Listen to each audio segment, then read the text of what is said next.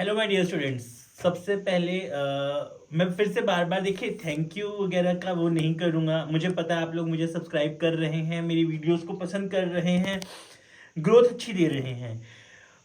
मेरे लिए ना बेस्ट खुशी का टाइम वो होगा जिस टाइम आप लोगों के मार्क्स आएंगे रियलिटी में। जिस दिन आप लोगों का रिजल्ट आएगा और आप लोग अपने कमेंट्स में मुझे प्लीज़ बताएंगे कि सर मेरे 95 आए, मेरे 90 आए। प्लीज़ जैसे भी आप लोगों के मार्क्स आए, चाहे मुझे आप क्रिटिसाइज़ कीजिएगा, चाहे आप मुझे अप्रिशिएट कीजिएगा, जैसे भी, बट दिल से सच्ची में मैं आप लोगों के लिए बहुत बहुत मेहनत कर रहा हूँ। आई एम थिंकिंग जैसे मेरा खुद का एग्जाम है, मेरा खुद का एक टारगेट है कि 17 मार्च के अकाउंट्स के पेपर का, तो मैं उसी चीज पे बार बार बहुत मेहनत कर रहा हूँ। 2025 का हम लोग स्पेसिमन सॉल्व कर रहे हैं। मोस्ट इंपॉर्टेंट क्वेश्चंस मैं उसमें से ले रहा हूँ।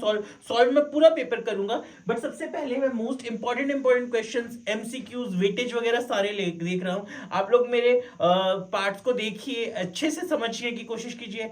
अगर मैं बार बार एक ही चीज रिपीट करता हूँ, आप लोग मेरे 24 का पेपर देखेंगे जो मैंने सॉल्व किया है, 25 का देखेंगे, मेरे प्रीवियस वीडियोस देखेंगे, आप लोगों को बहुत बहुत हेल्पफुल होगा आपके अकाउंट्स के पेपर के लिए। मैं स्पेसिफिकली एक अकाउंट्स का टीचर हूँ।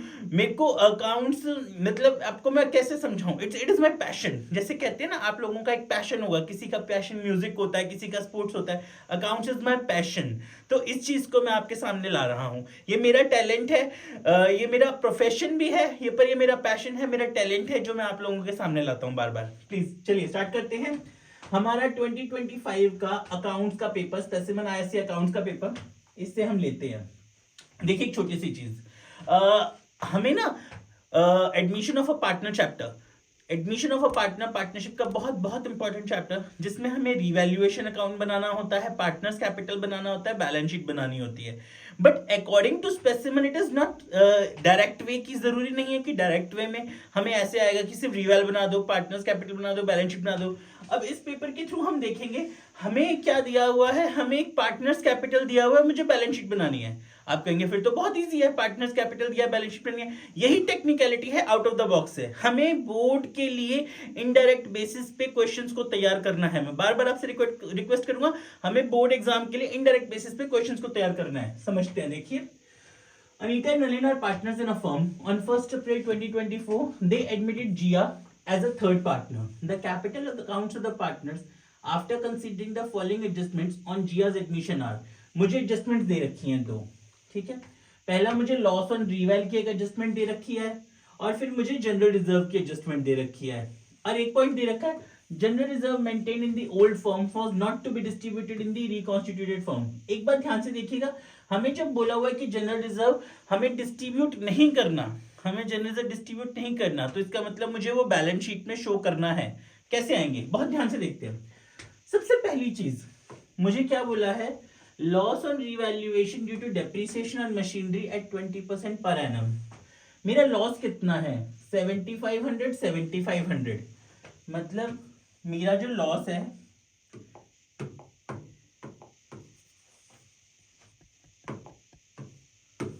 लॉस है मेरा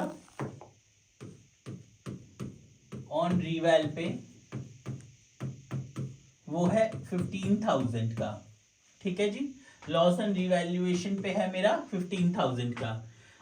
मेरे को ना, आप लोग जब मेरी वीडियो को देखें, मुझे मेरे साथ पढ़ रहे हैं, तो बस ये देखिए कि मैं किन ट्रिक्स को, किन टेक्निकलिटीज से उन क्वेश्चंस को सॉल्व करता हूँ। यही ट्रिक्स, यही हिडन टेक्निक्स आपको बोर्ड में बहुत काम आएंगी। मैंने बोला लॉस है 15,000 का, और लॉस किसके परसेंट के इक्वल है, लॉस है 20% के इक्वल। तो यानी कि 15,000 अगर 20% के इक्वल है, तो मुझे तो 100% चाहिए। कोई भी चीज मैक्सिमम कितनी होती है, 100% होती है।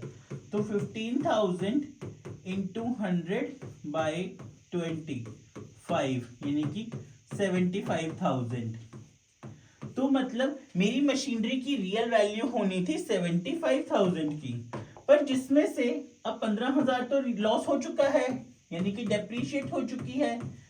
तो मेरी मशीनरी की रियल वैल्यू कितनी है, 60,000 की। फिर से देखिए कैसे किया मैंने एक ऐसे सिंपल सी चीज करी, लॉस ऑन रिवैल किसके इक्वल था, 15,000 के इक्वल, और 15,000 किसके इक्वल है, 20% के। पर मुझे चाहिए 100% के इक्वल, मुझे चाहिए 100%। तो 100% किसके इक्वल हुआ 75,000 के। तो 75 में से 15 माइनस कर देंगे, जो लॉस ऑलरेडी निकल चुका है, तो मतलब मेरी मशीन की रियल वैल्यू कितनी है 60,000 है इस समय। कैसे आया देख लीजिए, आप ट्रिक समझ आ गई। तो हम यहां डाल देते हैं एसेट साइड में मशीनरी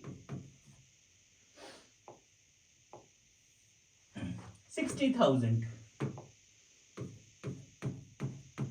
ठीक है जी, एक चीज हो गई हमारी। अब इन्होंने हमें क्या बोला, हम पहले ना एसेट साइड वाली चीजें भर लेते हैं। जब एक नया पार्टनर आता है फर्म में, तो वो क्या करता है, वो हमारे पास गुडविल भी लेके आता है और अपना कैपिटल भी लेके आता है। जब नया पार्टनर आता है फर्म में, तो क्या होता है, बैंक अकाउंट में कितने पैसे आते हैं जब न्यू पार्टनर आता है। देखिए इन्होंने हमें क्या दिया हुआ है, On 31st March 2024, the firm of Anita and Anil, apart from plant and machinery and a bank balance of 2,15,000, had no other asset. Firm के पास कितने पैसे पड़े हुए हैं नए पार्टनर के एडमिशन के टाइम पे 2,15,000। इसमें हम ऐड करेंगे जो 75,000 जिया नए पैसे लेके आ रही है, नई कैपिटल लेके आ रही है, 75,000 जिया की कैपिटल, ठीक है, प्लस 50,000 जो गुडविल लेके आ रही है, जो दोनों को हमने इक्वली डिस्ट्रीब्यूट कर दिया है, यानी सैक्रिफाइसिंग रेशियो इक्वल रही होगी। तो 50,000 जो गुडविल के, प्रीमियम फॉर गुडविल के, ठीक है। तो ये प्लस करते हैं 90 75, ठीक है, 3,40,000, गॉट इट, 3,40,000। तो यहां आ गए हम बैंक में 3,40,000। अब देखिए एक पॉइंट और, हमें यहां पे दिया हुआ है जियास करंट अकाउंट, और इन्होंने हमें ऊपर एक एडजस्टमेंट दी थी ना, general reserve in the old firm was not to be distributed in the reconstituted firm. यहां पे ना आईएससी की एक गलती है, डिस्टर्ब्ड लिखा है, ये है डिस्ट्रीब्यूटेड, डिस्ट्रीब्यूटेड, ठीक है, इन दी रिकॉन्स्टिट्यूटेड फर्म, ठीक है। तो अगर कभी ऐसी सिचुएशन हो जाए कि हमें मना कर दिया जाए कि आपने जनरल रिजर्व को डिस्ट्रीब्यूट नहीं करना, तो नया पार्टनर क्या करता है, उस केस में नया पार्टनर क्या करेगा, अपने हिस्से से पैसे जितने भी जनरल रिजर्व के बनेंगे वो लेके आएगा अपने करंट अकाउंट के थ्रू। फिर से जब भी मना कर दिया जाए कि जनरल रिजर्व डिस्ट्रीब्यूट नहीं करना, तो पार्टनर क्या करेगा, अपने हिस्से के पैसे लेके आएगा किसमें, करंट अकाउंट के थ्रू। तो यहाँ पे जिया कितने ला रही है 50,000 करंट अकाउंट के थ्रू, ठीक है जी।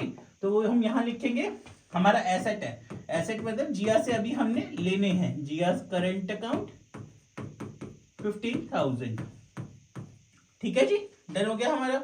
इसको टोटल कर लेते हैं,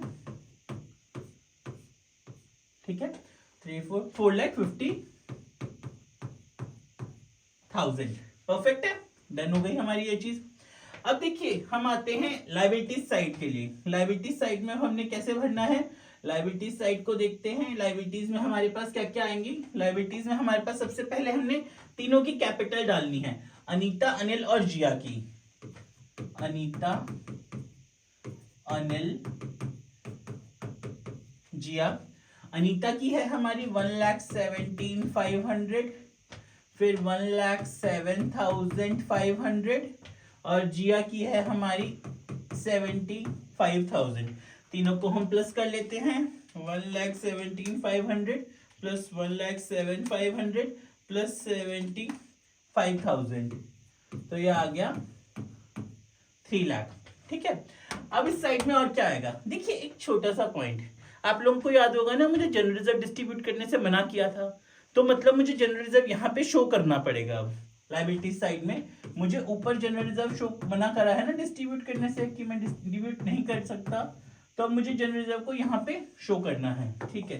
पर कितना जनरल रिजर्व शो करना है, आप लोगों को याद होगा जिया का करंट अकाउंट जनरल रिजर्व की वजह से हमने किया था 50,000 का।